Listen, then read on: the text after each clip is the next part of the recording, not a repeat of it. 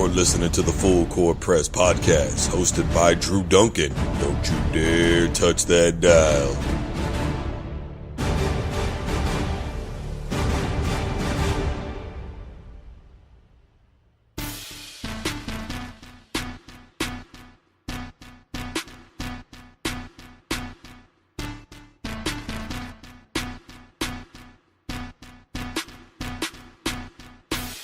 Hello, everybody. Welcome back to the Full Court Press. I am your host, Andrew Duncan. We are live on 95.9 FM KSUN Radio here in Wichita, Kansas. You guys know the rap sheet by now. I'm on Twitter. That's at DrewDuncan83. Of course, the official fan page of Full Court Press is on Facebook. You can also talk to me at 316-351-7397. That's 316-351-7397. UFC number 206. Some are calling it simply a prelude to the return of Ronda Rousey for number 207. I don't quite identify with that. I think 206 is just as stacked as any card that UFC has ever had, none the least of which is a return guest. He's had multiple fight of the nights. He's also had knockout of the night. And the last time he was on this program, he went on to win his fight. Everybody, please welcome back Cub Swanson to the program. Cub, thank you so much for being on with us again, bro. No problem. I appreciate the introduction. Hey, you know what? You definitely deserve it, guys. So, and I appreciate that. You know, I put a lot of work into these things, man. So I guess it goes hand in hand, bro. Cub, one of the things that I've been wanting to ask a lot of guys about, and I really haven't had the opportunity yet, is the UFC has finally made it to New York. For those who are a little bit more mainstream, people don't know that, you know, at one point in time, this style of fighting was essentially outlawed. It was only legal for a while in, like, I think 10 or 13 different states. If you had a VHS tape of it, you were probably going to be in a lot of trouble. The UFC used to have no rules. There were no weight classes. And now we see it come to this. The fans wanted it in New York. It's finally there. The UFC from beginning to where it is now, Cub, what has been the thing that you think the most that has propelled your style of fighting, the UFC in particular, to the point that it is now? Well, there's a lot of different things that go into that. For me, just it being sanctioned in New York was just the final step to making it a legitimate sport, which we already knew it was. And that goes along with why it's gotten so big. I remember when I started doing this, it seemed a little brutal at the time, but then when I really got involved in the sport and understanding it, how much skill goes into it and how much dedication it takes, I just realized that this is the ultimate sport. It's one-on-one competition. There's nothing else. This is the purest form of competition, and that's why I'm a big fan of it. You know, over the last year, there have been numerous reports that particularly the NFL has been losing a lot of ground in the ratings. The UFC is continuing to gain ground in the ratings. Do you think that that's really what it boils down to is you think about the WWE. People know that it's scripted. There's a lot of conspiracy theories out there about the NFL being scripted. That's another story another time. Do you think the fact that people view the UFC as being the purest form of sport that there is part of the reason why it is to the level that it is now? Oh, definitely. In a lot of these sports, I really would hate to believe that they're scripted. I don't think that, but I know that when there's a lot of money involved, things can be swayed a certain way. And and when it comes to fighting, two people get in there, it's really hard to argue if because neither one of those guys is going to take a dive. It's just not in our nature. And we go out there and put it all on the line, and you guys can see it. It speaks for itself. You know, you've got a huge fight coming up with Du Ho Choi. Say that 10 times fast. And he called you out. I mean, he really didn't even call you out. He just went to you and said, hey, man, I really want this fight with you. Is there a way that you can make this happen? And your response was pretty simple. If you want some, come get some. Tony Ferguson was on this program not too long ago, and he was upset. He was like, look, nobody calls me out. He thinks it's because people are afraid of him. Is there a lot of pride in what we see when somebody wins a fight on the UFC more than what we know when somebody says, hey, I want to fight this guy next, I want to fight that guy next? Well, what kind of pride is that really all about when you get called out and you're like, okay, if you want me, bring it on? Yeah, I mean, it always depends on the situation. This one in particular, I was like, I kind of like this guy, and then he immediately called me out, and I was like, okay, I immediately dislike this guy. It's kind of a sense of pride, we all are very proud people, and that's what you have to do when you step into that octagon. And, I was mostly pissed off that he took a shot at me. There was 15 other people in the division he could have called out, and he called out me, so I took a little bit of offense to it. I just smiled and kept quiet, waited for the fight to happen, and once it did, I was motivated and ready, and so here we are. You made mention there's 15 other guys that he could have said. You took offense to it. Why is it a guy like Tony Ferguson gets mad that nobody says his name, and now here you are, as you say, pissed off that this guy is saying your name? Yeah, we're just different people. I mean, there was a point in time, not too far in the past that people weren't calling me out. So it's definitely something new for me, and I'm glad to take the challenge.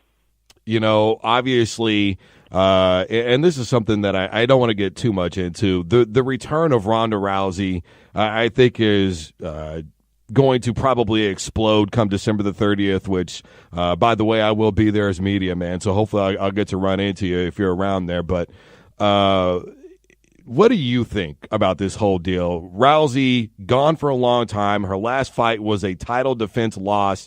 Now she's able to jump right back into the octagon, go straight for a title. Do you think that maybe Dana White should have stepped in and said, no, we need you to do another fight or two first, prove that you should be back in contention? Or do you think that this was the right thing to do to allow their longest-running bantamweight female champion to go right back into a title shot? Yeah, I mean, I think the only move is that move, just because of how big of a star she is. Usually a champion that's been so dominant for so long gets immediate rematches when they lose. So it makes sense, and I got to give her props for coming back. I was, kind of saying that I wouldn't respect her if she didn't, just because fighters lose, and it's all about coming back from that. It's a tough road, and that shows who you really are. And her coming back and taking a big fight like this shows character, and it's definitely won some respect back for me. Rogan has been very critical as of late over the ladies division. For me personally, I think if anybody should be, it's because the title has changed hands 3 different times since Ronda Rousey has carried it. To me, there's not enough consistency in the bantamweight ladies division. Do you think, though, that in terms of her not coming back, you said you would have lost respect for her? Everybody's taken that one beating that's been in the fight game that just shook them. Rousey admitted to crying a lot, being borderline depressed. Is that something that you think happened because of the lady aspect of it, that maybe her character is a little bit different after a loss? Or is that something that men go through too? Hey, man, I just took this really bad beating, and I don't know how to come back from this. I mean, we all deal with it in our own way. I think for her in particular, it was just she was starting to, own that persona and give that kind of arrogance of, yeah, I am. She believed her own hype type thing, and that went back to bite her in the butt. And then when that happens, it takes a while to recover from that mentally. It just depends. If you convince yourself it's a mistake, or if you really dive in deep and you start to doubt yourself, that can go down a deep depression. And a lot of people don't really understand that side of things, of what happens the next few months after fights. I always tell people it's kind of like, it's like almost like a death in the family, because no matter where you go for the next few months, everyone comes up to you and they go, oh, I'm sorry, about your last fight. And they just treat you a certain way that it's like so much negative attention always coming at you day in, day out, and you're just like, I hate this feeling. Just don't even bring it up. How do you find that balance, Cub? I mean, look, I'm a guy that's in the media, and I will admit there are certain people in the media that I feel like we talk entirely too much about. I think as much as I love Tebow, I think we talked way too much about him when he was at the height of his popularity in NFL. I feel like we talked way too much about Ronda Rousey. Mike Tyson during his day, I mean, it was always Mike Tyson, Mike Tyson, Mike Tyson. How do you find the balance in being able to, hey, man, I got to get away from the media for a little while and get away from all this, stardom and Facebook and social media and all this to, okay, I'm ready to jump back in the circle here and be a part of this, kind of madness that gets created with everything? Yeah, it's a process. And, when I had my couple losses, that made me really take a step back. Took a year off. I traveled a little bit. I just enjoyed family, things that I neglected for so long because I was always being selfish with my time, and just really asking myself, do you still love this? How can you be better? How can this not happen again? So it was good for me to kind of get away and dive back into it. I think everybody needs to go through that sometimes. But as far as on the media side, it is sad to see. I only want to hear good stories, but unfortunately, you guys only get paid based upon website clicks and what's the quickest interest, and it's usually drama or whatever is the most popular thing in the media. So that sometimes overshadows all the good stories that are out there. Cub Swanson looking to create some drama coming up at UFC number 206. Ho Choi, obviously, you know what, Cub, man, I'm just going to let you amp this thing up. Anything you want to say, bro, I'm going to give you your time. Whatever's on your mind, go for it, bro.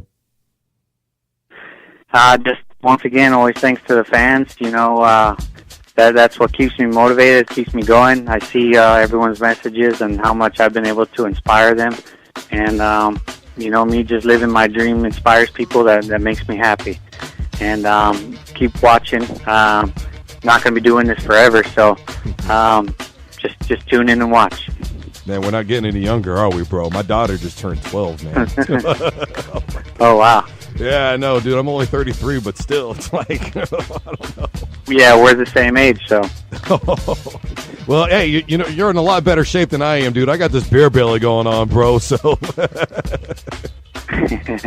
Hey, well, it's whatever you put your time into. Drinking's a good habit. All right, man. Dude, Cub, man, always down to earth, always very polite and considerate dude, man. Great takes all the way around. I really appreciate it, Cub. I appreciate it, man. Thanks for having me on. All right, everybody, 95.9 FM, KSUN Radio, Wichita, Kansas. The full court press. You just heard Cub Swanson getting ready to take on Ho Choi, UFC number 206. Great takes all the way around. We're going to take a quick break. We'll be back right after this. Don't you dare touch that dial. You've been listening to the official Full Court Press podcast, hosted by myself, Drew Duncan. Don't forget, you can always find me on Twitter. That's at DrewDuncan83. Of course, the official Full Court Press podcast is on Facebook. You can also reach me there at DrewDuncan83 as well. For all you Instagrammers, I am on there at DrewDuncan83. Thank you so much for tuning in.